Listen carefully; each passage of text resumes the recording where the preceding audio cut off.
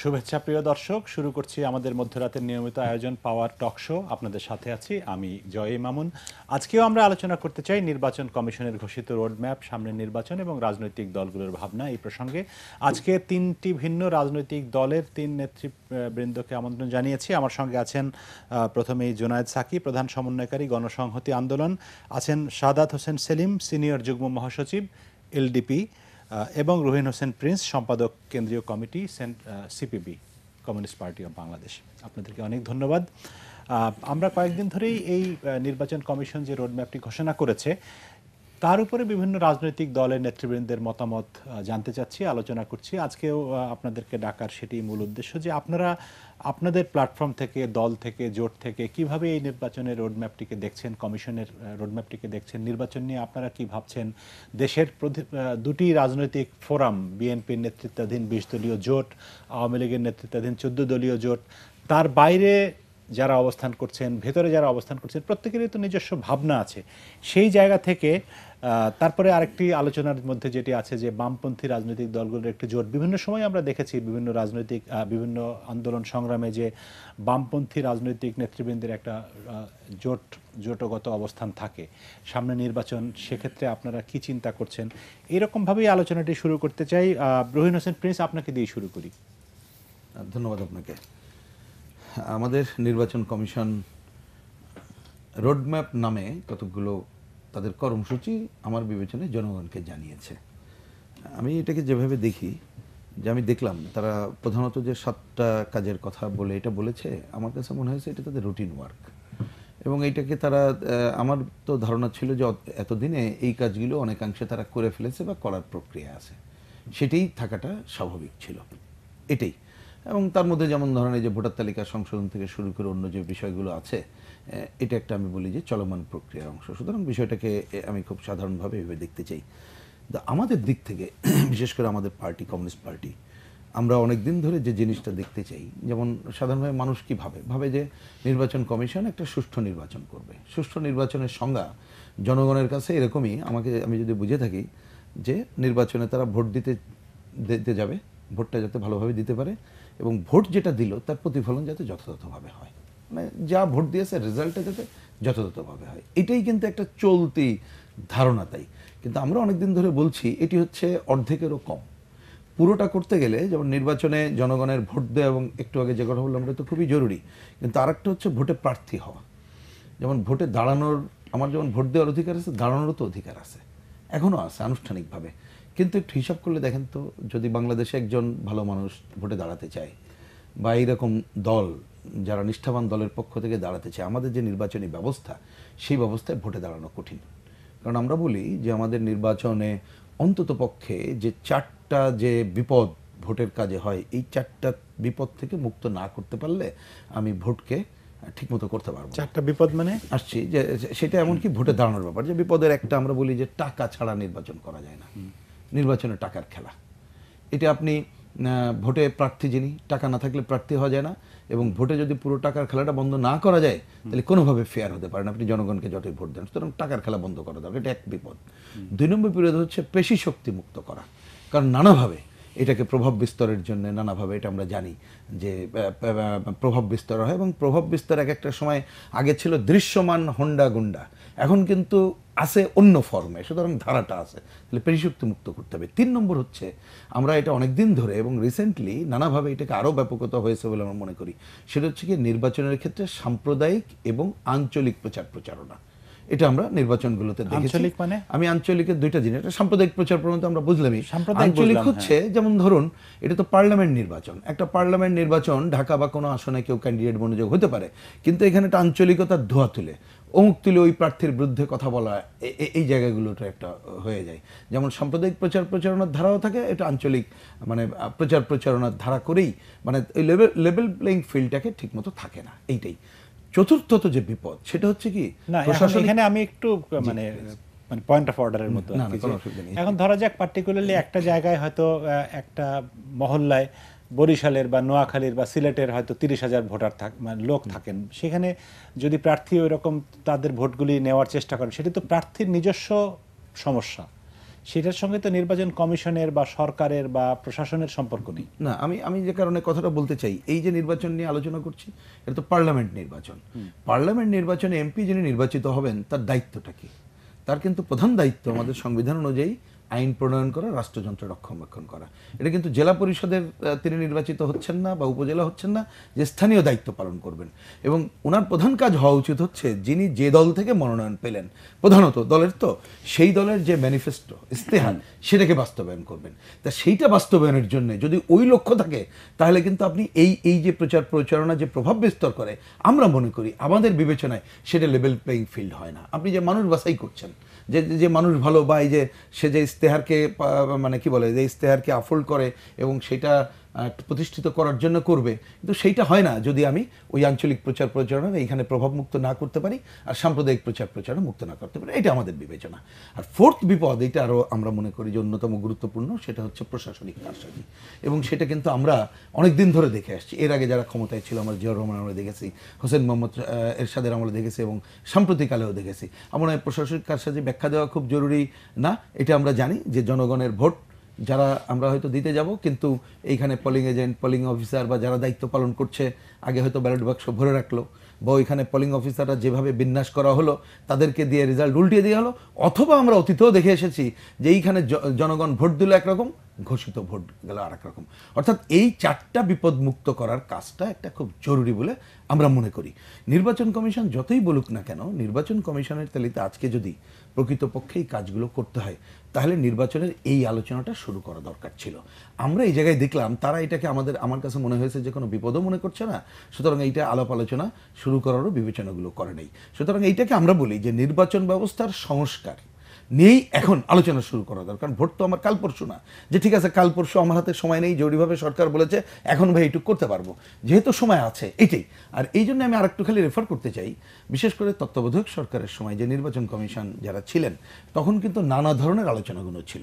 আমি সময় থাকলে পরে বলবো। ওই সময় কিন্তু যেমন আমরা বামপন্থীদের, আমাদের পার্টির পক্ষ থেকেও আমরা নির্বাচন ব্যবস্থার এখন এই যে পদ্ধতিটা একটু আগে আমি আলোচনা আপনার প্রশ্নকে সামনে রেখে করা হলো, যে পার্লামেন্ট এবং অন্যটা আরও কার্যকর করার জন্য সংখ্যানুপাতিক পদ্ধতি সহ আরও কতগুলো ভাবার ব্যাপার আছে। আমি খালি এইখানে এই পয়েন্টটাই খালি বলি, দেখবেন যে নির্বাচন কমিশন ওই সময় পরে ওনারা যে একটা পুস্তিকা প্রকাশ করেছিলেন, সেই পুস্তিকার মধ্যে ওনারা করতে পারেননি, কিন্তু কতকগুলো কোন দল কি বলেছে এ বিষয়ে আলোচনা করা যায়, এই ধরনের রিকমেন্ডেশন ছিল।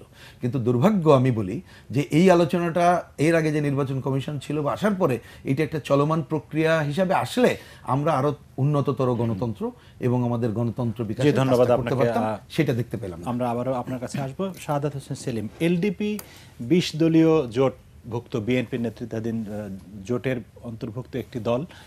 আগামী নির্বাচন নিয়ে বিএনপি মোটামুটি কথা বলছে প্রত্যেক দিনই। আজকেও বিএনপির মহাসচিব বক্তব্য রেখেছেন, কিন্তু বিএনপির নেতৃত্বে যে জোট, তাদের প্রত্যেকের তো একটা নিশ্চয়ই বক্তব্য আছে। সেটি কি বিএনপির একক বক্তব্যকে সমর্থন করে, নাকি আপনার দলের বা অন্য দলগুলোর নিজস্ব মতামত আছে? ধন্যবাদ আপনাকে। না, বিভিন্ন রাজনৈতিক প্রশ্নে, নির্বাচন প্রশ্নে, দেশ পরিচালনার প্রশ্নে বিভিন্ন রাজনৈতিক দলের তো ভিন্ন ভিন্ন বক্তব্য থাকতেই পারে এবং থাকেও এটা।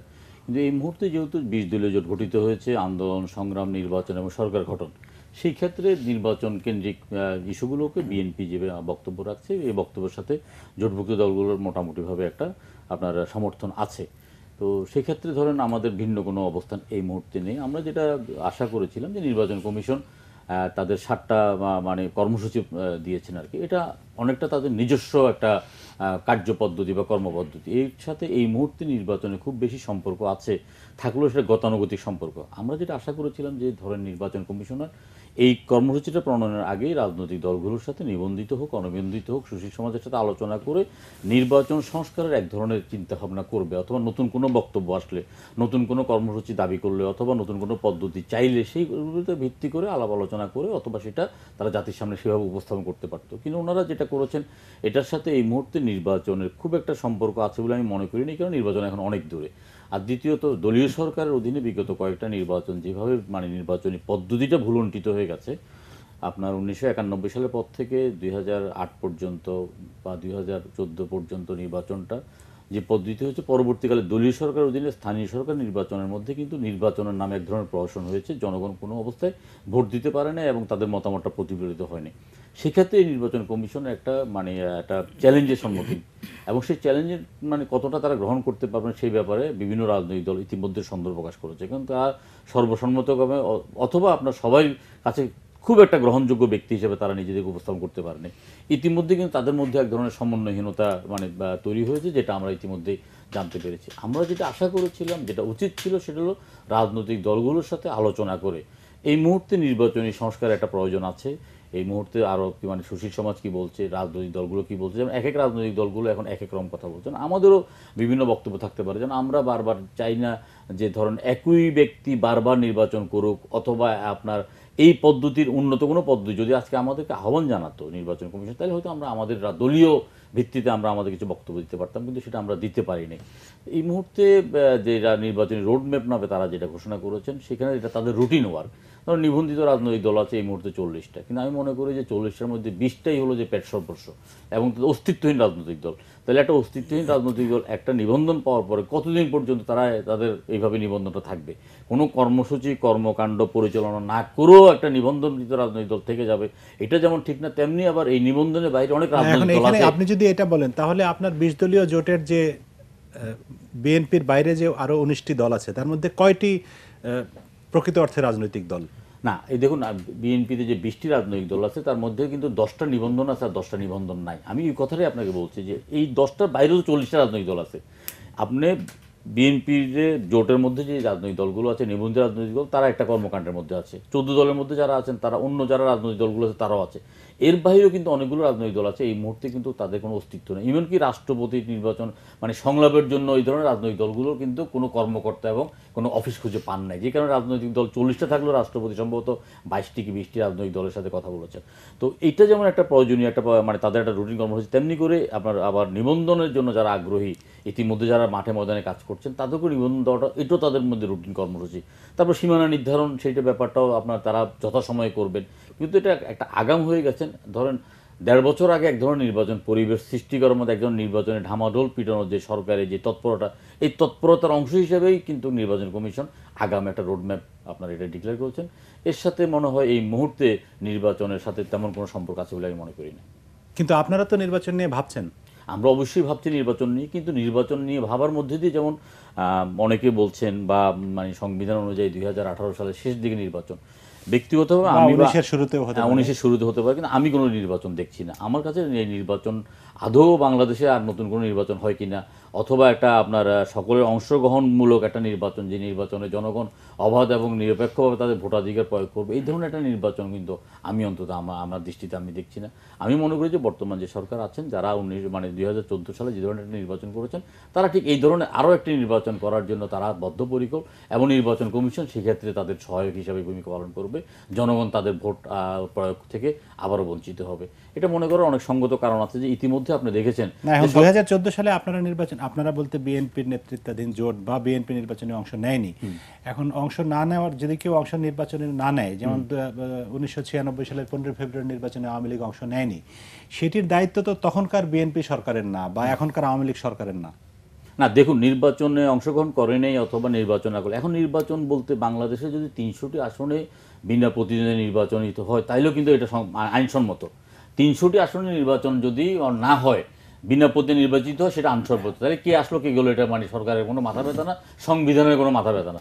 পরবর্তীকালে একটা নির্বাচনী এলাকায় একটি মাত্র ভোট যদি প্রয়োগ করে, একজন ভোট দিল, সেখানে 3 লক্ষ ভোটার, তাও সে নির্বাচিত হবে। তাহলে সেখানে বিএনপি নির্বাচন আসলো কি আসলো না, এটা যেমন এইটা বলে কিন্তু তেমন কোনো একটা রাজনৈতিক সুবিধা নেওয়া যাবে না। এই কারণে যে নির্বাচন আসার ব্যাপারে সরকার সদিচ্ছা ছিল না। সরকার চেয়েছিল যে একতরফা একটা নির্বাচন।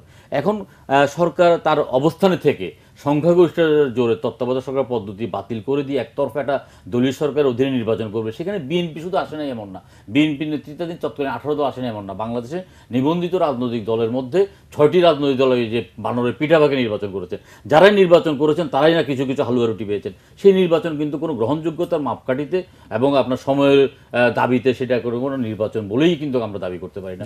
এই নির্বাচনের মাধ্যমে একটা সংসদ গঠিত হয়েছে, যারাই অংশগ্রহণ করেছেন তারাই কোনো না কোনো বাদরে পিঠাভাগ পেয়েছেন। জুনায়েদ সাকি, আপনার কাছ থেকে একটু মানে থিওরিটিক্যাল আলোচনা আমরা অনেক করি, কিন্তু প্র্যাকটিক্যাল জায়গা থেকে উনি যেটি বলছিলেন যে উনি মনে করেন যে সামনে উনি কোনো নির্বাচন দেখছেন না, আপনি প্র্যাকটিক্যালি কি দেখেন?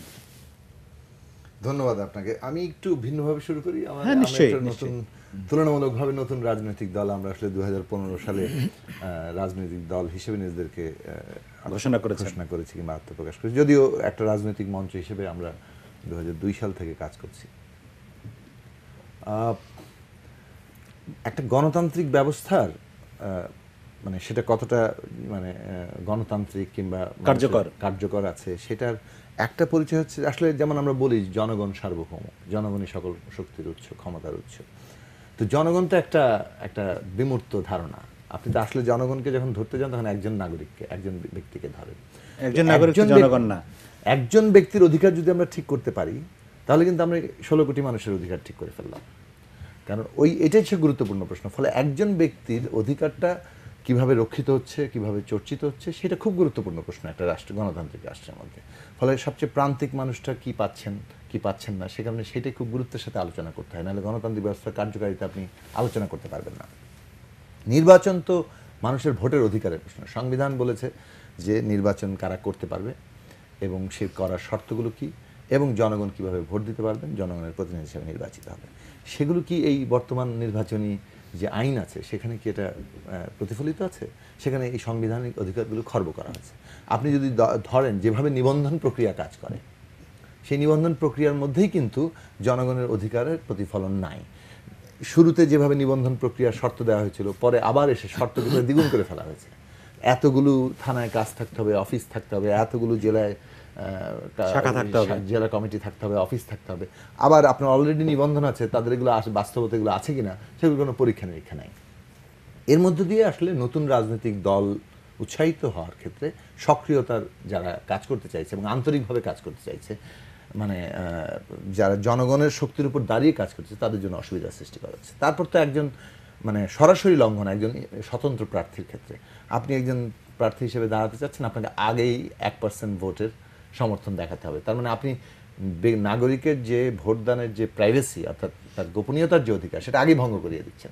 এইসব সাংবিধানিক বিধির সাথে প্রায় বৃদ্ধাঙ্গুলি প্রদর্শন করা আইন নিয়েই কিন্তু নির্বাচনের বিধিমালা।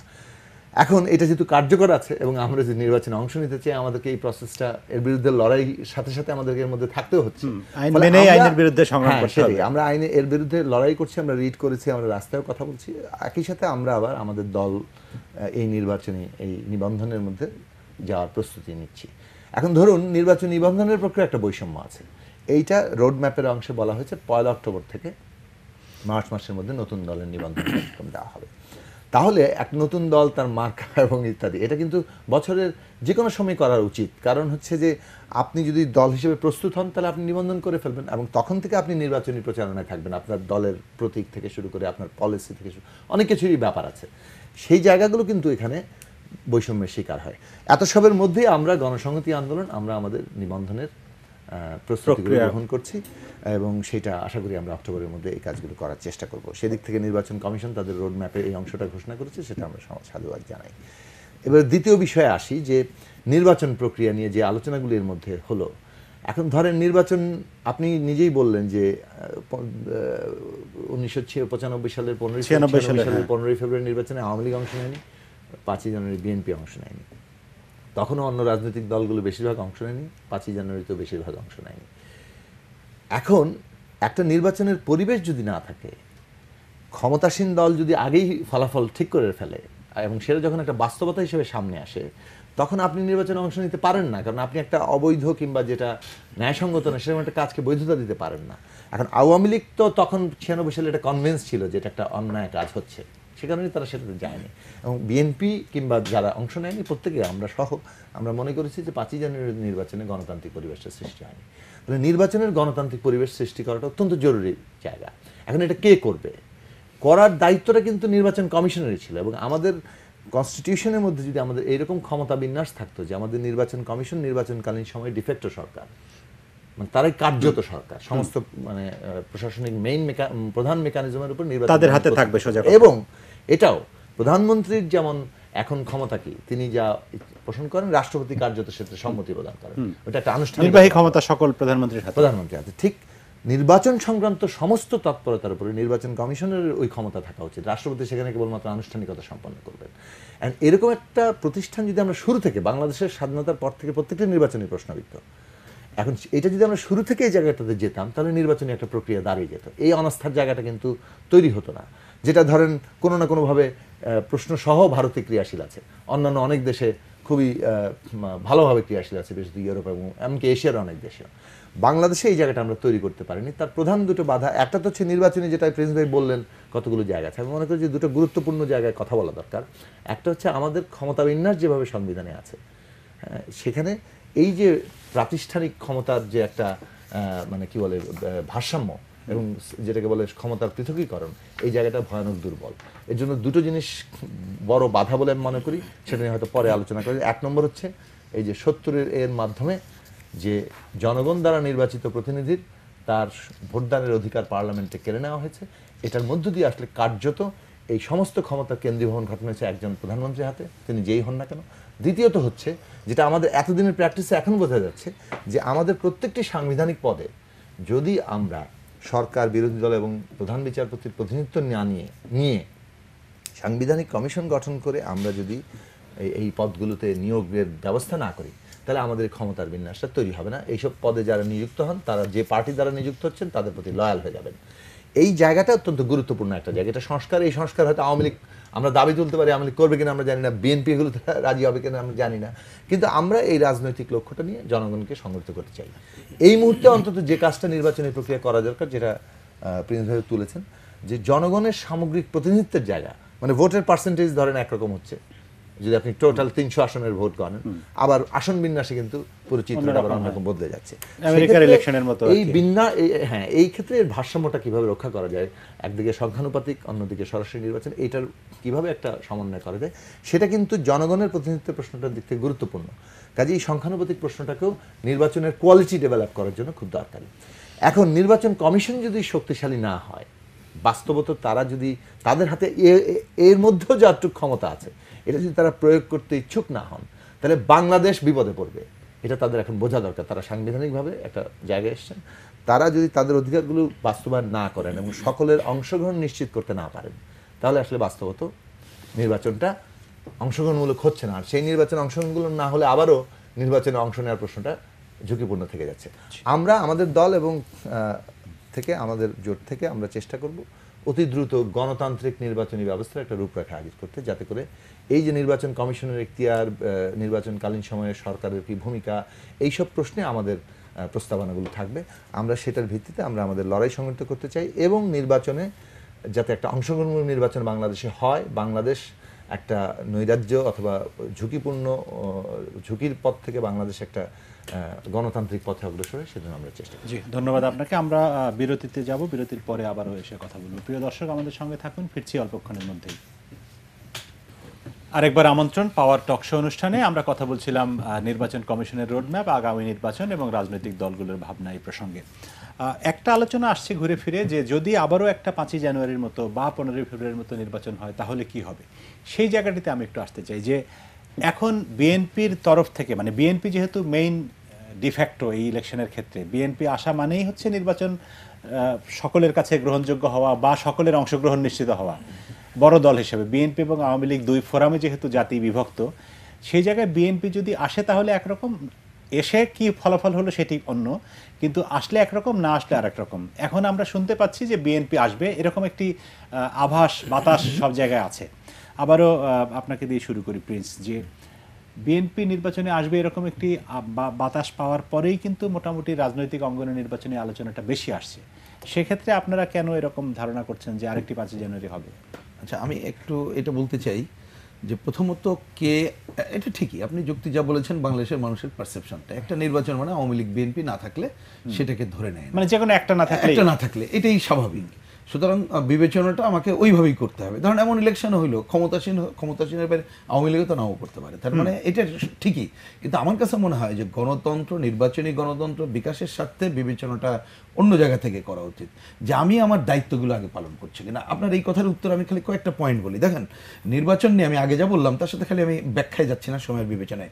আমরা কিন্তু সংখ্যানুপাতিক পদ্ধতির আলোচনা শুরু করার কথা বলেছিলাম, আমরা বলছিলাম না ভোটের প্রবর্তন, আমি ব্যাখ্যায় যাচ্ছি না, সময় নাই। না ভোটটা একবার ছিল, পরে ছিল, বাতিল হলো। বাতিল করা হলো। আমরা বলি 2008 তো না ভোট ছিল। হ্যাঁ, 8ই ছিল, যে আমরা ধরেন একজনকে নির্বাচিত করলাম, আমি বলি যে জনগণের একদিনের ভোট দিল রাজা, আর 5 বছরের জন্য ওনাকে জমিদার বানালো, প্রজা হয়ে গেল। তাহলে যদি ওই অঞ্চলের 50% লোক যদি মনে করে যে না উনি ভালো কাজ করছেন না, তাহলে তাকে রিকল করার জায়গায় যাওয়া দরকার। 46 বছরে বাংলাদেশের মুক্তিযুদ্ধের পরে বিজয়ের বাংলাদেশ করছে, আমরা তো উন্নততর হওয়া দরকার। দেখেন, নির্বাচনে এখনো পর্যন্ত এইটা আছে যে একটা অঞ্চলে যদি আপনি 30%ও ভোট পান আর 70% আপনার বৃদ্ধিই ছিল, মানে অন্য প্রার্থীর কাছে আপনাকে ঘোষণা করলো, তাহলে এই উন্নততর যাওয়া দরকার। এটা কিন্তু আমরা করিনি। আরেকটা পয়েন্ট বলে এইখানে আসি, যেমন ধরেন এই যে নির্বাচনে আমরা একটা বড় আলোচনা এখন থেকে আছে কি নির্বাচনকালীন সরকার কোশ্চেনে। আমি মনে করি যে দুই দল আমাদের জনগণকে ওই ধরনের একটা আলোচনার মধ্যে বক করে ফেলে, এই যে একটু আগে আমি যেটা বললাম আমার বিবেচনায় এই আলোচনাগুলো গুরুত্বপূর্ণ, আমাদের দলের বিবেচনা সেটা করতে দিচ্ছে না। সেক্ষেত্রে আমার বিবেচনা একটা সলিউশন আলোচনা করেই করা যেতে পারে, কিন্তু সহজ বিষয় আমরা উত্তর দিই। আমাদের পার্টির পক্ষ থেকে বলি নির্বাচনকালে কোন সরকার আন্ডার হবে? নির্বাচন কমিশন আন্ডারে। কিন্তু এটা তো সত্য, নির্বাচন কমিশন চাইলেও যদি ক্ষমতাও সে প্রয়োগ করে, ওই সময় যে সরকার ক্ষমতায় থাকবে তার ভূমিকাটা কি হবে এটি বড়। সুতরাং ওই সরকার ওই সময় যিনি ক্ষমতায় থাকবে সে রুটিন ওয়ার্কের বাইরে করবে না, কোনো প্রভাব বিস্তার করবে না, এরকম একটা যাওয়া দরকার। তার জন্য একটা ঐক্যবদ্ধ সম্মতি দরকার। এই কাজটা এখনো পর্যন্ত হচ্ছে না বলেই বা আলামত দেখা যাচ্ছে না বলেই কিন্তু 5ই জানুয়ারির বিবেচনাটা আসছে। এমনকি আমি পত্রিকায় যতটুকু দেখলাম যে আমাদের প্রধান নির্বাচন কমিশন একটা কোশ্চেন উত্তরে বলেছেন যে এইগুলো কি হবে, আমি তো নির্বাচনের কাজ এখনো শুরু করিনি, নির্বাচন শুরু হওয়ার পরে বলবো। এইটাকে আমরা গ্রহণ করি না ওনার কথা। যেমন ধরুন আচরণবিধির কথা আসছে, আপনি যদি প্রকৃতপক্ষে আচরণবিধি দেখতে চান, আপনি নির্বাচন ঘোষণার আগে আমি কোটি টাকার খেলা খেলে ফেললাম, আর পরে যে আমি সাদা পোস্টার মানে এক কাগজে পোস্টার সেপে করলাম, তাহলে তো হয় না। নির্বাচন কমিশন কিন্তু চিঠি আমাদেরকেও দিয়েছে, সব দলকে দিয়েছে, যে নারী আসন কি করেছো, আর্থিক কি করেছো, আমরা দিতে যেমন বাধ্য, তাহলে আমার রাজনৈতিক অধিকার ক্ষুণ্ণ হচ্ছে কিনা সেটাও কিন্তু দেখার দায়িত্ব তিনি এড়াতে পারেন না।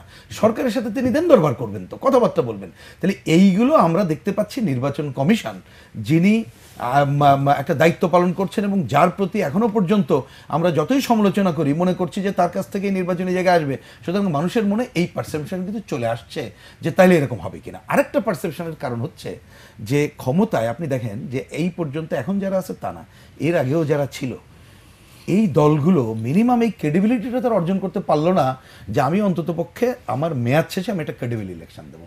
তার কারণটা কি? আগে একটা সময় ছিল রাজনীতিটা যারা করতেন, যে নীতি আদর্শ হন না কেন তার মধ্যে অন্ততপক্ষে একটা মানুষের কল্যাণ টল্যাণ এই ব্যাপার ছিল, এবং পথটা করতেছি তাহলে এই সময় ব্যবসা বাণিজ্য বাদ দিয়ে করতে হবে, এইটা একটা প্রবলেমও অনেকে মনে করতো। কিন্তু এখন তো বেশ মজাই, এই পথটাই হচ্ছে অর্থ উপার্জনের প্রধান হাতিয়ার হয়ে দাঁড়িয়েছে। সুতরাং ক্ষমতায় যারা থাকে, যে যখন বাসে সে মনে করছে এনি হওয়ার একবার ক্ষমতা থাকতে হবে, না হলে আমি নাই হয়ে গেলাম। আর যারা নাই তারা মনে করছে যে কোনোভাবে ক্ষমতায় আসতে হবে, নাহলে তো আমরা নাই হয়ে গেলাম। সুতরাং এই ধারাটার কারণেই কিন্তু মানুষের মনে যাচ্ছে যে কোনোভাবে যদি একটা সমঝোতা না হয় তাহলে আবার একটা মানে ওই যে 5ই জানুয়ারি তো শুধু 5ই জানুয়ারি, তার আগে তো অনেকগুলো ঘটনা ঘটেছে, এই আন্দোলন সংগ্রামের নামে জ্বালা উপর অনেকগুলো ঘটনা ঘটেছে না, যে ওই ধরনের একটা সিচুয়েশন যেটা হবে তখন হয়তো অন্য সংকট ঘটবে। কিন্তু আমি মনে করি যে আমরা যদি এখন থেকে এই যে কথাগুলো বলি এই প্রেশার, কিন্তু এখন আপনার কি মনে হয় যে আওয়ামী লীগের মতো দল আরেকটা 5ই জানুয়ারি এফোর্ড করতে পারবে? না, সেটা আমাকে যদি বলেন এক কথা উত্তর দিই, সেটা করতে পারবে না। এবং আমার ধারণা সেই করার ভুল জায়গা আওয়ামী লীগ এবার যাবে না, কারণ সেটা তার জন্য আরো বেশি বুমেরাং হবে। কিন্তু আমি ওই যে কথাটা বলে শেষ করতে বলছি যে শুধু এটা আওয়ামী লীগের ব্যাপার, তাহলে থাকলো না। বিএনপি যে শুধু এক কথায় মানে একটা স্লোগানের মধ্যে আছে, আমার ব্যক্তিগত মত সেই জায়গাটা না। বাংলাদেশে কিন্তু আমরা বামপন্থীরা সিপিবি বাসদ তাদের একটা জোট আছে, গণতান্ত্রিক বাম মোর্চা তাদেরও একটা জোট আছে, আমরা কিন্তু এই জোট কাছাকাছি অবস্থান নিচ্ছি আন্দোলন সংগ্রাম বিভিন্ন জায়গায়। সুতরাং নির্বাচনী প্রশ্নেও আমার ধারণা যে আমরা ঐক্যবদ্ধভাবে কথা বলতে পারবো। সুতরাং আমরাও এই বিষয়গুলো যদি জনগণের জায়গা থেকে কিভাবে আরও জনসম্পৃক্ত করে করা যায় এবং এই দাবিগুলো উত্থাপনের জায়গায় যেতে পারি, তখন কিন্তু মানে আওয়ামী লীগের পক্ষে, মানে আওয়ামী লীগ মিনস আসছে যে ক্ষমতাসীন যারা, তাদের পক্ষে এটা উপেক্ষা করা যাবে না যদি জনগণের জায়গা থাকে। আরেকটি আমার বিবেচনায় মনে হয়, দেখুন নির্বাচন কমিশনের দেখার ব্যাপার একটা দাঁড়িয়েছে কি জানেন, 5ই জানুয়ারি তার আগেও কিছু পরেও নির্বাচনের নামে যে ঘটনাগুলো ঘটছে মানুষ কিন্তু নিজেকে উইথড্র করে নিয়েছে। আমার বিবেচনায় একটা সোসাইটির এর থেকে খারাপ অবস্থা কিন্তু হয় না। একটা পরিবারে ধরেন দুইজনকে আপনি খেতে পড়তে দিচ্ছেন, কিন্তু দুইজন যদি পরিবারের মধ্যে ইনভলভ না থাকে, আপনি যতই কোনো কথা বলেন তিনি কিন্তু করবেন না। তাহলে এই যে জনগণ যে নির্বাচনী প্রক্রিয়া থেকে মনে করছে কিছুই হবে না, এই জায়গায় যে উইথড্র করে নিছে, তাদেরকে যদি আপনি আবার অংশগ্রহণমূলক জায়গায় না আনতে পারেন, আপনি দেশের অগ্রগতি তো সাধন করতে পারবেন না, একটা নৈরাজ্যের জায়গা সৃষ্টি হয়ে যাবে। সুতরাং সেই সব বিবেচনা করে আমি আশা করব যে দায়িত্বশীল দল হিসাবে, মুক্তিযুদ্ধের দাবির কথা বলেন তারা, সেই দল হিসেবে নিশ্চয়ই বোকামি তারা করবেন না। আর যারা ভোটের বিবেচনায় এখনো ওই যে আপনিও বললেন এবং জনগণও সেটা মনে করে, যাদেরকে মনে করে তারা আন্দোলনের নামে যে ধরনের ঘটনা ঘটছে এইগুলোর জায়গায় তারা যদি যায় আর একটা ভূমিকা হবে, তাহলে জনগণের সামনে কিন্তু একটা পথ থাকে নিজেদের কণ্ঠ সোচ্চার করা এবং প্রকৃতপক্ষে যারা জনগণের শক্তি তাদেরকে মদত দিয়ে তাদের পাশে এসে দাঁড়ানো, তাহলে একটা ক্রেডিবল ইলেকশন সম্ভব। ধন্যবাদ রহিন হোসেন প্রিন্স। জুনায়েদ সাকি, একটি কথা আপনি একটু আগে বলছিলেন যে জনগণ সকল ক্ষমতার উৎস, জনগণ সার্বভৌম, এটি আমাদের সাংবিধানিকভাবে স্বীকৃত একটি বিষয়, আমাদের না, সকল গণতান্ত্রিক সমাজ ব্যবস্থায়। কিন্তু আমরা যারা আমাদের রাজনৈতিক প্র্যাকটিসের ভিতরে দেখি ভিন্ন রকম একটা সংস্কৃতি, যে এখানে আসলে জনগণের মতামতকে ওইরকমভাবে খুব একটা গুরুত্ব দেওয়া হয় সেটি বলার কোনো সুযোগ নেই। আপনারা মানে বামপন্থী দল যেগুলোকে আমরা বলি, তারা অনেক বেশি জনগণের কথা বলেন, কিন্তু বাস্তবে জনগণের ভিতরে আপনাদের সেরকম জনভিত্তি তৈরি হয় না কেন? না, একটা জিনিস হচ্ছে যে অনেকগুলো কারণ আছে। আমি প্রথমে একটা বিষয়ে গুরুত্ব দিই, সেটা হচ্ছে যে এই যে ধরেন একটা রাস্তা তো হচ্ছে জনগণের সার্বভৌমত্ব কায়েম করার, যে এটা প্রতিনিধিত্বমূলকভাবে কায়েম হবে। জনগণ তো সার্বভৌম, এই সার্বভৌমত্ব কীভাবে প্রতিষ্ঠিত হবে? তারা প্রতিনিধি নির্বাচন করবেন, তারা জনগণের সেই ক্ষমতাটাকে প্রতিনিধিরা প্রয়োগ করবেন, সেই প্রতিনিধিরা আবার একটা সরকার গঠন করবেন যেটা নির্বাহী বিধান। এইভাবে জনগণ সেখান থেকে প্রতিনিধি, পার্লামেন্ট, তারপরে সরকার। আমাদের এখানে তো উল্টো, আমাদের এখানে প্রধানমন্ত্রীর অধীনে পার্লামেন্ট, পার্লামেন্টের অধীনে জনগণ চলে গেছে। ফলে আমরা বাংলাদেশে এই চর্চাটা করার মধ্যে দিয়ে রাষ্ট্র সংস্থাটাকে এমনভাবে একচেটিয়া ক্ষমতার অধীনস্থ করেছি যেখানে ন্যূনতম কোনো ক্ষমতার ভারসাম্য নাই। মানে আপনি বিপদে পড়লে সরকার আপনার প্রতি খুবই বিরূপ ভাবাপন্ন হলে আপনি আদালতে যেতে পারেন। পুলিশ রাষ্ট্রের বেতনভুক্ত, ফলে পুলিশ আপনার প্রতি একটা ন্যূনতম, হ্যাঁ তারা সরকারের কথা শুনবে কিন্তু তারা আইনের মধ্যে থাকবে, তার মানে আপনি ওখানে আইনি সুরক্ষা পাওয়ার সুযোগ আছে। কিন্তু যখন সমস্ত কিছু দলীয়কৃত হয়ে যায়, যে দলই ক্ষমতায় যাক, তারা যখন পুরো রাষ্ট্রযন্ত্রটাকে দলের সাথে এবং সরকারের সাথে একাকার করে ফেলেন, তখন আর জনগণের এই সার্বভৌমত্বের জায়গাটা ন্যূনতভাবে থাকে না। এখন এরকম একটা সমাজে আপনি ধরেন একজন মানুষ, আপনি কোন দলে যাবেন? আমি যদি আপনাকে রক্ষা করতে না পারি, আপনি তখন সরকারি দলের অনুগ্রহ চাইবেন কিংবা তার আশপাশে আত্মীয় স্বজন খুঁজবেন, কারণ আপনার বাঁচতে তো হবে, মানে ছায়া দরকার হবে। ফলে হয় কি যে গণতান্ত্রিক একটা পরিবেশ ছাড়া, পানি ছাড়া যেমন মাছের বেঁচে থাকা সম্ভব না, তেমনি গণতান্ত্রিক একটা পরিবেশ ছাড়া একটা গণতান্ত্রিক রাজনৈতিক দল বিকশিত হতে পারে না। আওয়ামী লীগ, বিএনপির এই স্বৈরাচারী ক্ষমতা কাঠামো একে অপরের অস্তিত্বের পরিপূরক হয়ে গেছে এবং এই স্বৈরাচারী ক্ষমতা কাঠামোই তাদেরকে তাদের পুরো ক্ষমতাটা টিকিয়ে রাখছে। আওয়ামী লীগ যতক্ষণ থাকবে বিএনপি থাকবে, বিএনপি যতক্ষণ এইভাবে স্বৈরাচারী ক্ষমতা ততক্ষণ আওয়ামী লীগ থাকবে। কিন্তু যদি ডেমোক্রেটিক একটা সিস্টেম হয়, তাহলে যারা রাজনীতির ইস্যু গুরুত্বপূর্ণ, ধরেন বাংলাদেশে ইলেকশন থাকলেই আজকে অনেকগুলো ইস্যু হতো না। আমি যেটা আগেও অনেকবার বলেছি যে রামপাল এটা সুন্দরবন ধ্বংস করবে, ধরুন এ নিয়ে সরকার বলতে চাচ্ছে ধ্বংস করবে না, কিন্তু বাংলাদেশের মানুষের রায় কি? আমরা প্রচুর বিশ্ববিদ্যালয়গুলোতে ভোট করেছি, ফলাফল কি? মানে ন্যূনতম হচ্ছে 92% মানুষ বলছে যে এটা ক্ষতি করবে। এখন একটা দল, আপনি অ্যাপার্ট ফ্রম আদার থিংস, একটা দল যদি নির্বাচনকে ফেস করতে যায়, তাহলে তো সেটা বিবেচনা করবে যে আচ্ছা আমি এরকম একটা জিনিস, এত মানুষ যেটা চাচ্ছে না এরকম একটা জিনিস করে আমি আমার নির্বাচনী ফেটকে করব। কিন্তু যেহেতু নির্বাচন এখন তাদের কাছে গুরুত্বপূর্ণ না, নির্বাচন যেহেতু তারা নিয়ন্ত্রণ করতে পারবে, ফলে তারা মনে করে যে এই সব জিনিস তারা করে যেতে পারে। এরকম আপনি অন্তত মানে 50টা উদাহরণ, এই যে ধরেন চিকুনগুনিয়া আমরা আক্রান্ত হলাম, এটা যে একটা মহামারীর রূপ নিল, এই স্বীকৃতিটুকু না দিয়ে বেশ অবলীলাক্রমে আমাদের সরকারি মন্ত্রীদের, স্বাস্থ্যমন্ত্রী সহ সমস্ত কর্তৃপক্ষকে আমরা দেখতে পেয়েছি যে তারা বেমালুম অস্বীকার করছেন, বেমালুম এটাকে পাত্তা দিচ্ছেন না। এবং কিছু নেই, এটা মিডিয়ার সৃষ্টি, অনেকটা সেরকম, এরকম মিডিয়াকে দোষারোপ করছে। এখন ধরেন এইটা যে কিভাবে সম্ভব হচ্ছে যে একটা বৃদ্ধাঙ্গুলি প্রদর্শন, অর্থাৎ জনগণের এখানে থোড়াই পরোয়া করা। কারণটা হচ্ছে নির্বাচনী ব্যবস্থাটা ভেঙে পড়েছে, এইটা নিয়ন্ত্রণ করা যায়। এবং নির্বাচনী ব্যবস্থা ভেঙে পড়েছে বুঝলাম, কিন্তু তার ফলে আমাদের বিকাশ হচ্ছে না। জনগণের শক্তিকে ব্যবহার করে নিয়ে আন্দোলন করছে, কিন্তু জনগণের মধ্যে এই হতাশার সৃষ্টি হচ্ছে যে আন্দোলন করে কোনো লাভ নাই।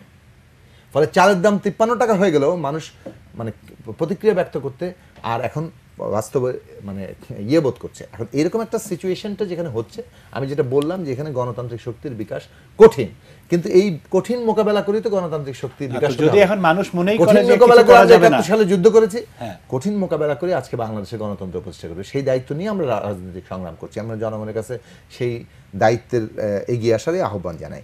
কিন্তু এখানে লক্ষ্য ঠিক করা খুব জরুরি, ভিশন তৈরি করতে হবে বাংলাদেশে, এবং সেই ভিশনের জায়গায় আমরা যেটা ভিশন মনে তো করি, অনেক আছে, 2021, এগুলো 2031, কোনোটার মধ্যে কোনো 2041। গণতান্ত্রিক ভবিষ্যৎ নাই।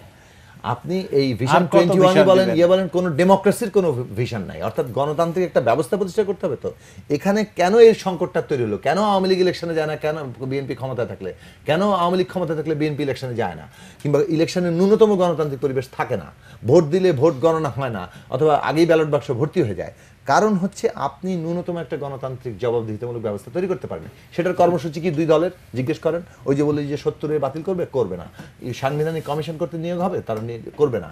আপনি বলেন যে প্রপোর্শনাল সিস্টেমে যাবে না, ওই যে আরো অনেকগুলো প্রস্তাবনা তোলা যায় আমরা সংবিধান করবে না। তার মানে গণতান্ত্রিক ব্যবস্থা আপনি প্রতিষ্ঠা করতে চান কিনা সেটা হচ্ছে গুরুত্বপূর্ণ প্রশ্ন। ওই ভিশন যদি আজকে বাংলাদেশে আমরা তৈরি করতে না পারি, আমাদের উন্নতি সব মানে ভীষণ বিপদগ্রস্ত হবে। এই কারণে বলছি যে আপনি যখন একটা মানুষের স্বাধীনতা হরণ করেন, আপনি যত পেটে ভাতে খাওয়ান, মানুষের স্বাধীনতা হরণ করে কোনো সাম্রাজ্য টিকতে পারেনি। এখন এতে যেটা হবে, এই যে আজকে উগ্রবাদিতা বাড়বে, যখন পলিটিক্যাল প্রসেস ফেল করে, পলিটিক্যালি মানুষ মানে লিগ্যাল প্রসেস ফেল করলে ইলিগ্যাল প্রসেস বাড়ে, এটা খুবই স্বাভাবিক। এখন এই জায়গাটা আমাদের বোঝা দরকার। এবং আওয়ামী লীগ, আপনি ঠিকই বলেছেন যে আওয়ামী লীগ আসলে এফোর্ড করতে পারবে কিনা। এখন আওয়ামী লীগের গায়ে তো স্বৈরাচারের লেভেল লেগে গেছে। আওয়ামী লীগ যে যখন ক্ষমতায় থাকে স্বৈরাচারী লেভেল না, এই স্বৈরাচারী লেভেল হচ্ছে 5 জানুয়ারির লেভেল। কিন্তু আওয়ামী লীগ একটা রাজনৈতিক দল যারা মানে 48 সালের কি বলে 50 থেকে প্রতিষ্ঠার মধ্যে দিয়ে তাদের নামের বদল ঘটে জনগণের ইস্যু করে স্বাধীনতা আন্দোলনের নেতৃত্ব দিয়েছে, সেই দল এখন 5 জানুয়ারি নির্বাচন করে ক্ষমতায় আছে। ফলে তাহলে তো প্রুফ করতে হবে যে আরেকটা 5 জানুয়ারি তাদের দরকার নাকি তারা অংশগ্রহণ নির্বাচন করবে। সেটা করতে গেলে তাদের যে আয়োজনটা করা দরকার, সেই আয়োজনে আমার মনে গুরুত্ব দেওয়া দরকার। সেটা হচ্ছে যে এই একটা কোনো না কোনোভাবে সকলকে অ্যাকোমোডেট করে তাকে ইলেকশন করতে হবে, এবং সেটার জন্য তাকে মিনিমাম ভারসাম্য আনতে হবে। সেই জায়গায় যদি না করে তাহলে বরং পুরো দেশটাই বিপদে। সাদাত হোসেন সেলিম, সহায়ক সরকার নিয়ে অনেক আলোচনা শুনছি আমরা। সহায়ক সরকারের কোনো পরিষ্কার রূপরেখা এখন পর্যন্ত আপনারা মানে আপনাদের জোট থেকে ঘোষণা করা হয়নি। এটি কি বিএনপি চেয়ারপারসন, আপনাদের জোটের নেত্রী, সাবেক প্রধানমন্ত্রী বেগম খালেদা জিয়া এখন লন্ডনে আছেন, এবং এরকম একটা আলোচনাও আছে যে বিএনপির অনেক কিছুই লন্ডন থেকে নিয়ন্ত্রিত হয়। এবার ওই লন্ডন সফর থেকে কি এই রূপরেখা বের হবে কিনা? না, ব্যাপারটা হলো যে একটা সহায়ক সরকারের যে প্রস্তাবটা মানে দেওয়া হয়েছে এবং একটা রূপরেখা, এটা বেগম খালেদা জিয়া লন্ডন থেকে আসার পরে ঘোষণা করবেন। ইতিমধ্যে এটার ব্যাপারে দলীয়ভাবে যারা দায়িত্ববান তারা কাজ করে যাচ্ছেন। এখন সহায়ক সরকারের ব্যাপারটা কেন আসছে যে এই কারণে যে একটা দলীয় সরকারের অধীনে নির্বাচন শুরু করা হয়নি। 1946 সালে যে নির্বাচন হয়েছে সেই নির্বাচনে জাতীয় পার্টি এবং আওয়ামী লীগ যোগদান করেছে, কিন্তু অন্য দল যোগদান করে নাই। সেই সংসদটা বেশি দিন টিকতে পারেনি। 88 সালের নির্বাচনে আওয়ামী লীগ বিএনপি দুই দলে বয়কট করেছে, সেই সংসদটাও টিকতে পারেনি। এখন আপনি বলেছেন যে 5 জানুয়ারি পুনরাবৃত্তি আওয়ামী লীগ করতে পারবে কিনা। আমার মনে হয় 5 জানুয়ারি পুনরাবৃত্তি আওয়ামী লীগ করতে পারবে না। এই কারণে 1996 সালে 15 ফেব্রুয়ারি বিএনপি যে নির্বাচনটা করে 15 দিন ক্ষমতায় ছিল, কিন্তু সেই 2007 সালে কিন্তু 21 ফেব্রুয়ারি সেই নির্বাচনটা কিন্তু আওয়ামী লীগ বিএনপি করতে পারে নাই। অর্থাৎ বিএনপি একবার 22 ডিসেম্বর 21 ডিসেম্বর 2007 সালের 2007 সালের 21 ডিসেম্বর বা 22 ডিসেম্বর সেই নির্বাচনটা বিএনপি করতে পারে নাই। 5 জানুয়ারি আওয়ামী লীগ একটা নির্বাচন করছে। আওয়ামী লীগ কিন্তু আগামীতে এই ধরনের আরেকটা নির্বাচন করতে পারবে, সেটা কিন্তু আওয়ামী লীগও মনে করে না। যে কারণে কিন্তু নির্বাচনকে পরিহার করে কি করা যায় সে নিয়ে তারা কিন্তু চিন্তা করছে। চিন্তা করার প্রেক্ষিতে কিন্তু সংসদের মধ্যে এক ধরনের বক্তব্য আসছে যে এই সরকারকে আরো 10 বছর বা 5 বছর কন্টিনিউ করতে হবে, এই ধরনের বক্তব্য অলরেডি সংসদে চলে আসছে। মন্ত্রীরা কিন্তু বলা শুরু করেছেন যে সিঙ্গাপুর এবং মালয়েশিয়া যদি একাধারে 25 থেকে 23 বছর ক্ষমতা থাকতে পারে, তাহলে আমরা নয় কেন। ইতিমধ্যে যখন আপনার মাননীয় প্রধানমন্ত্রী বারবার বলেছেন যে আমি একটি বিতর্কিত নির্বাচন করতে চাই না, আপনাদেরকে সেভাবে প্রস্তুত নিতে হবে, তখনই কিন্তু একাধিক গোয়েন্দা সংস্থা যেই আপনার রিপোর্টের মধ্যে দেখা গেল যে কিন্তু নির্বাচন করলে জনগণের মাঝে আওয়ামী লীগ তার কোনো ভিত্তি অর্জন করতে পারে নাই। এটা আওয়ামী লীগের একটা চরম ব্যর্থতা। একদিকে আওয়ামী লীগের মতো একটা গণতান্ত্রিক রাজনৈতিক দল দেউলিয়াপনার শেষ পর্যায়ে এসে পৌঁছেছে 5 জানুয়ারির মতো একটা নির্বাচনের মধ্য দিয়ে। বাকিটা আবার একটা সরকার কোনো বিরোধী দল না রেখে, বিরোধী দল থেকে আবার মন্ত্রী, বিরোধী দলের প্রধানকে আবার আপনার রাষ্ট্রদূতের মানে মন্ত্রীর মর্যাদা দিয়ে একটা কিম্বুত কিমাকার একটা সরকার পরিচালনা করতে গিয়ে জনগণের মাঝে তাদের যে কোনো ভিত্তি অর্জন করতে পারে না, যে কারণে একটা নির্বাচন বিধি তাদের মধ্যে কাজ করছে। এখন সহায়ক সরকার বলে, তত্ত্বাবধায়ক সরকার বলে, একজন রাজনৈতিক ব্যক্তি হিসাবে, একজন রাজনৈতিক দলের কর্মী হিসেবে কিন্তু আমি তত্ত্বাবধায়ক সরকারের হুবহু এই পদ্ধতিকে আমি অনুসরণ করতে চাই না। এবং আমি মনে করি যে এতে করে রাজনৈতিক নেতৃবৃন্দের প্রতি এক ধরনের অনাস্থা, নিজেরা নিজের প্রতি এক ধরনের অনাস্থা। একটা তত্ত্বাবধায়ক সরকার, একটা রাজনৈতিক দল একটা ক্ষমতা আসবে, তত্ত্বাবধায়ক সরকার নামে অরাজনৈতিক ব্যক্তির এসে ক্ষমতায় একটা নির্বাচন করে দিয়ে যাবে, যে নির্বাচনটা করতে রাজনৈতিক দল ব্যর্থ। এখান থেকে বেরিয়ে আসে আমাদের মানে আপনি রাজনৈতিক 3 মাস ভদ্রলোকের অধীনে থাকবেন, তারপর 5 বছর থাকবেন অভদ্রলোকরা রাজনীতি করবে। এইটা কিন্তু আমাদের মতো ভদ্রলোকদের জন্য কিন্তু একটা অসম্মানজনক। অভদ্রলোকদের জন্য একটা জঙ্গলি আইন বলে আমি মনে করি। সেক্ষেত্রে রাজনৈতিক দলের নেতৃবৃন্দে বসে কিন্তু একটা নির্বাচন পদ্ধতি আপনার চিন্তা ভাবনা করা দরকার। প্রতি নির্বাচন আসলে কেউ বর্জন করবে, কেউ অর্জন করবে, এর থেকে আমরা একটা পদ্ধতিগতভাবে একটা নির্বাচন, আর উন্নত বিশ্বের অনেক দেশের মধ্যেই যে পদ্ধতি নির্বাচন হয় সেই পদ্ধতি আমরা এখানে কিন্তু করতে পারি। কারণ এখানে বিশ্বাস অবিশ্বাসের ব্যাপার। দলীয় সরকারের অধীনে নির্বাচন কমিশন কতটা কাজ করতে পারবে, নির্বাচন কমিশন দলীয় সরকারের প্রতি কতটা আগ্রহ থাকবে, নির্বাচন কমিশনের আদেশ নির্দেশ সরকারি কর্মকর্তারা কতটা মান্য করবে না করবে, এই প্রশ্নগুলো শুরু হলে এবং নির্বাচনকালীন সরকার যে সহায়ক সরকার বলে নির্বাচনকে সহায়ক করার জন্য, নির্বাচনকে সুষ্ঠু করার জন্য, নির্বাচনকে জনগণের ভোটে প্রয়োগের ব্যাপারে সহায়তা করার জন্য সেই সহায়ক সরকার কী পদ্ধতি হবে বা সেই সরকারের কি কি কাজ হবে, এই ব্যাপারে আসলে আমরা অনেক খোলামেলা আমরা আলোচনা করতে পারি। এই আলোচনার প্রসঙ্গটি আমরা রাখলাম, এটি আমরা আলোচনা করব যে কি রকম আলোচনা হতে পারে, কার মধ্যে আলোচনা হবে, কে আলোচনায় সভাপতিত্ব করবেন বিরতির পরে। প্রিয় দর্শক, আমাদের সঙ্গে থাকুন, আবারও ফিরছি বিরতির পরে। আরেকবার আমন্ত্রণ জানাচ্ছি পাওয়ার টক শো অনুষ্ঠানে। আমরা কথা বলছিলাম নির্বাচন ব্যবস্থা সম্পর্কে। আমরা মোটামুটি শেষ দিকে চলে এসেছি আলোচনার। আমরা যেখানে ছিলাম, সাদাত হোসেন সেলিম, আপনি বলছিলেন যে আলোচনা হওয়া দরকার। আপনি কি পরিষ্কারভাবে ধারণা দিতে পারেন যে কোন পর্যায়ে আলোচনা হওয়া দরকার, কার মধ্যে আলোচনা হওয়া দরকার, এবং আলোচনার বিষয়গুলো কে নির্ধারণ করবে? না, এটা সরকারকে উদ্যোগ গ্রহণ করতে হবে। আমরা বারবার উদ্যোগ গ্রহণ করলো, আমি ধরলাম যে উদ্যোগ গ্রহণ করা হয়েছে সরকারের তরফ থেকে যে একটা আলোচনা হবে। এখন সরকারের সঙ্গে আলোচনা করতে কি সকল রাজনৈতিক দল প্রস্তুত আছে? সরকারের সাথে আলোচনা করতে তো রাজনৈতিক দল প্রস্তুত থাকা উচিত এবং আমার মনে হয় আছেন। বিশেষ করে আমাদের দল থেকে তো আমরা প্রস্তুত যে সরকারের সাথে আলোচনা করে সংকট নিরসনের জন্য। বিএনপি সহ অন্যান্য রাজনৈতিক দলগুলো প্রস্তুত। আমার মনে হয় এখানে প্রিন্স ভাই অথবা সাকিব ওনারাও প্রস্তুত যদি এই ধরনের একটা আলোচনা আহ্বান আসে। কারণ আমরা দীর্ঘদিন ধরে মানে এই ধরনের একটা সংকটের ঘূর্ণিপাকে আমরা ঘুরতে রাজি নই। কারণ পৃথিবী অনেক এগিয়ে যাচ্ছে, দেশ অনেক এগিয়ে যাচ্ছে, মানুষের মধ্যে শিক্ষাগত যোগ্যতা অনেক বেড়ে যাচ্ছে, মানুষের দৃষ্টিভঙ্গি পরিবর্তন হচ্ছে। সেই আমরা মানধাতার আমলের মানি না মানব না রাজনীতি থেকে সরে এসে আমরা আলোচনার টেবিলে কিন্তু এই সংখ্যাগুলো আমাদের আলোচনার ইতিহাস তো খুব একটা ভালো না। আলোচনার ইতিহাস ভালো না, এটা আমি আপনার সাথে দ্বিমত পোষণ করছি না। আমরা সেই পাকিস্তান আমল থেকে কখনোই আলোচনার মাধ্যমে আমরা আমাদের রাজনৈতিক সংকট উত্তরণ করতে পারি নাই। সেই আপনার মন্নান ভূঁইয়া এবং জলিল সাহেবের আলোচনার মধ্যে আমরা সংকট উত্তরণ করতে পারি নাই। গত নির্বাচনের সময় আমরা সংকট উত্তর করতে পারি নাই। কিন্তু আমরা তো আশাবাদী হতে হবে এবং সংকটটা তো আমরা আলোচনা আব্দুল তখন কি মন্নান ভূঁইয়া এবং আব্দুল তার আগে ছিল সালাম তালুকদার, চিঠি লেখা চালা। এখান থেকে তো আমরা বেরিয়ে এসে আসলে আলোচনাটা সংকটটা কিন্তু আলোচনার মাধ্যমে সমাধান করতে হবে। অন্যথায় সংকটের যে সমাধান, এই সমাধান কিন্তু রাজনৈতিক দলের জন্য এবং রাজনৈতিক ব্যক্তির জন্য মোটেই সুখকর নয়। এটা কিন্তু আমরা প্রমাণ করেছি, আমরা প্রমাণ পেয়েছি। কিন্তু রাজনীতিবিদদের দুরবস্থা, তাদের নাকানে চুবানি, চোখের পানি, নাকের পানি আমরা একত্র দেখেছি। এখানে আকাশে বাতাসে এই ধরনের এক ধরনের গুঞ্জন ইতিমধ্যেই কিন্তু প্রভাবিত হচ্ছে। আমরা কিন্তু সেই দিনগুলোকে আমরা কেন নিজেরা আমরা আমন্ত্রিত করব? আমরা রাজনৈতিক দলের নেতা হিসেবে, কর্মী হিসেবে আমরা কেন আমরা অন্ধকারের দিকে আমরা ধাবিত হব? আমার মনে হচ্ছে এখন এই সময় এসে সকলে সদিচ্ছা নিয়ে, সরকারি দল, বিরোধী দল, প্রত্যেকে তাদের সদিচ্ছা প্রদর্শন করে আলোচনার মাধ্যমেই যে একটা সংকট, দেশের মধ্যে সংকট নেই এটা বলা যাবে না, দেশের মধ্যে একটা সংকট আছে। এই সংকটটা হলো যে কি সকলের অংশগ্রহণমূলক একটা নির্বাচন না হওয়ার প্রেক্ষিতে যে সংকটটা, এই সংকটটাকে এড়িয়ে যাওয়ার জন্য, এই সংকটটাকে চিরতরে বিলীন করে দেওয়ার জন্য আলোচনার মাধ্যমেই একটা আপনার সহায়ক সরকার বলেন, নির্বাচনকালীন সরকার বলেন, নির্বাচন পদ্ধতি সংস্কার বলেন, নির্বাচন পদ্ধতি আরও সংস্কার বলেন, ইত্যাদি বিষয়টা কিন্তু আলোচনার কোনো বিকল্প নেই। এবং আমি আশা করি যে সরকারি দলও কিন্তু এটা উপলব্ধি করবে, বিরোধী দলও উপলব্ধি করবে এবং আলোচনার মাধ্যমে এই সংকটের একটা সমাধান হবে। জি, অনেক ধন্যবাদ। জুনায়েদ সাকি, আমরা একদমই শেষ পর্যায়ে চলে আসছি। শেষ পর্যায়ে মানে প্রথমত আমরা বাংলাদেশে একটা গণতান্ত্রিক ব্যবস্থার জন্য লড়াই করছি এবং এই লড়াইয়ের অংশ হিসেবে আমরা নির্বাচনকেও মোকাবেলা করতে চাই, নির্বাচনে অংশ নিতে চাই এবং তার জন্য আমরা আমাদের প্রস্তুতিও গ্রহণ করছি। কিন্তু নির্বাচনটা অবশ্যই অংশগ্রহণমূলক হওয়া দরকার, অবাধ এবং সুষ্ঠু হওয়া দরকার। একটা অবাধ সুষ্ঠু অংশগ্রহণমূলক নির্বাচন না হলে, একতরফা একটা নির্বাচন হলে এখানে নির্বাচনে অংশ নেওয়ার কোনো সুযোগ নেই আসলে। কাজেই সামনে একটা অংশগ্রহণমূলক নির্বাচনের আয়োজন হচ্ছে কিনা সেটা খুব গুরুত্বপূর্ণ প্রশ্ন এবং সেই দিক থেকেই বাকি দলগুলোর আয়োজনের প্রশ্ন। এখন সরকারের একটা স্বৈরতান্ত্রিক ভূমিকা আমরা দেখছি। সর্বত্র। এবং অন্যদিক থেকে প্রধান বিরোধী রাজনৈতিক শক্তি বলে যারা পরিচিত বিএনপি, তাদের একদিকে জামাতের খপ্পরে থাকা, আরেকদিকে ধরেন একটা কোনো আগে তারা একই স্বৈরাচারী ভূমিকায় তারাও ছিল, এখন নতুন করে কোনো প্রকৃত গণতান্ত্রিক প্রস্তাবনা আমরা দেখতে পাচ্ছি না। ফলে একটা নতুন রাজনৈতিক শক্তির মানে জনগণের স্বার্থকে যারা সত্যিকার অর্থে প্রতিনিধিত্ব করতে পারবেন, তাদের প্রয়োজনীয়তা বাংলাদেশের মানুষ হারে হারে টের পাচ্ছেন।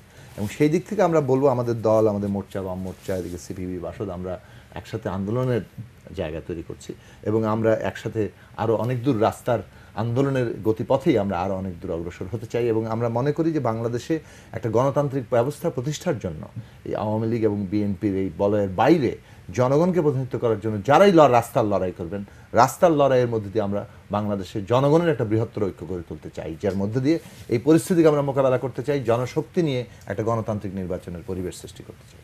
ধন্যবাদ রহিন হোসেন প্রিন্স। একটা আপনি হয়তো বলবেন, তার একটু যোগ করি যে এরকম একটা আলোচনাও কিন্তু আছে যে এবারের নির্বাচনটার ভেতরে এক ধরনের একটা গোপন সমঝোতার একটা আলোচনাও আছে, কিন্তু একটা হয়তো বিএনপির সঙ্গেই একটা সমঝোতা হচ্ছে যে বিএনপি তার দলের অস্তিত্ব টিকিয়ে রাখার স্বার্থেই তাকে নির্বাচনে যেতে হবে। এবং ওই যে আমরা 2014 সালে যে আন্দোলন সংগ্রাম দেখেছি পেট্রোল, সেটি করেও তারা সফল হতে পারেনি, ফলে এখন তাকে বাধ্য হয়ে নির্বাচনে যেতে হবে। এবং সেই রকম একটি জায়গার যদি হয়, সেটি গণতন্ত্রের জন্য কতটা শুভ হবে? না, এটা দেখেন আমাদের এই আলোচনাটা আছে কিনা আমি জানি না, মানে আমি না আছে, এটা কোনো আপনি যেটা বলেছেন এটা তো বাতাসে আছেই, এটা অস্বীকার করার কোনো কারণ নেই, আমরাও বাতাসে শুনি। কিন্তু আমি এইটা বলি যে ধরেন আজকের এই ছোট আলোচনায়ও যে একটা জিনিস আসলো, যদি প্রকৃতপক্ষে জনগণের স্বার্থের একটা গণতান্ত্রিক পরিবেশ বিকশিত না হয়, তাহলে এখানে কোনো জনগণের স্বার্থ থাকবে না। একটা জিনিস মনে রাখা দরকার, এটা একটা বড় আলোচনা, আমি যাচ্ছি না, খালি পয়েন্টটা তুলি, যে আমরা যে অর্থনৈতিক ব্যবস্থার উপরে দাঁড়ায় আছি, এইটাকে মজার শব্দ এটা দেন অনেকেই, যেটা হচ্ছে ফাও খাওয়ার অর্থনীতি, মানে উৎপাদনের সাথে সম্পর্কহীন মানুষরাই যারা চাঁদাবাজি করতে পারে বা ফাও খাইতে পারে, তাদেরাই যেন বড় হয়ে আসে। জায়গাটা আমি ভাষায় বলে উপসত্ত্ব, উপসত্ত্ব মানে যাই হোক, ওই আলোচনা গেলাম না। তাহলে এই অর্থনীতির ধারা যদি আপনি বহাল রেখে সব কিছু করতে চান, কখনো পারবেন না। তা আজকে একটা বড় দ্বন্দ্ব, আপনি এই যে সমঝোতা যাদের কথা বললেন, এই দ্বন্দ্বটাই কিন্তু তাদের কাছে প্রধান। সুতরাং এইটা উদ্ধারের একমাত্র পথই হচ্ছে বাইরের একটা রাজনৈতিক শক্তিকে বিকশিত করা। হ্যাঁ, এখানে বাম থাকবে, গণতান্ত্রিক শক্তি থাকবে, রাজপথে প্রমাণ করে আসতে হবে। আজকে উদারনৈতিক বন্য শক্তি যারা নিজেদেরকে দাবি করে, তাদের যদি একটা শক্তি বিকশিত হয়, সেটা পারবে। আমি এই প্রসঙ্গক্রমে খালি লোভ সামলাতে পারছি না বলে বলি, আপনি জনায়েদ সাকিকে যে কোশ্চেনটা করেছিলেন, আমি অত আলোচনায় যাচ্ছি না। দেখেন, বাম গণতান্ত্রিক শক্তি বারবার দাঁড়িয়েছে, তারা জনগণ আস্থা দিতে চেয়েছে, ফেল করেছে। 2008 সাল আপনি জানেন, বাম ফ্রন্টের পরে 11 দল যেভাবে বিকশিত হওয়ার জায়গায় গেছিল, 11 দলের এক অংশ চলে গেল 14 দলের ধারা, একটা জোটের সাথে আবদ্ধ হয়ে গেল। সুতরাং আর অন্যরা আমরা যারা থাকলাম, আমরা কিন্তু এক ধরনের মার্জিনালাইজড হয়ে জনগণেরই করতে পারলাম না। এইবারও নিজেদের যেহেতু ঐক্য নাই, আপনার জনগণের ঐক্য কিভাবে তৈরি করবেন? আমি এটাই আমি বলছি যে অবশ্যই এটাও আমি একবারে আমার বুঝ থেকে বলি, যদি আমরা এটা ফেল করি, এবারও যদি কেউ মনে করি, আমাদের মধ্যে অনেকেও যদি মনে করে যে আমরা এখানে একটা বিকশিত হব কিন্তু আসলে বার্গেনিং করার জন্য, এবং এই দুই জোটের কারোর ছায়ায় দাঁড়িয়ে আমি একটা ক্ষমতার অংশীদার অংশ হব, এই জায়গা থেকে আমাদের হাতে সময় আছে। আমি মনে করি যারা বাম গণতান্ত্রিক উদারনৈতিক শক্তি নিজেদেরকে বলে, যার প্রমাণ করুক, এবং আমরা যদি একটা জায়গায় দাঁড়াতে পারি, জনগণকে আমি দোষারোপ করি না, জনগণ আস্থা অর্জন করতে মানে আমাদের পক্ষে আসতে পারবে, এবং আমরা যদি এই শক্তিটা শো করতে পারি, সেটাই হবে বাংলাদেশের জন্য রক্ষা কবচ এবং গণতন্ত্রের পথে অগ্রসর হওয়ার জন্য আমরা এটা এগিয়ে। আমাদের সময় একদমই শেষ। অনেক ধন্যবাদ রহিন হোসেন প্রিন্স, সাদাত হোসেন সেলিম এবং জুনায়েদ সাকিব।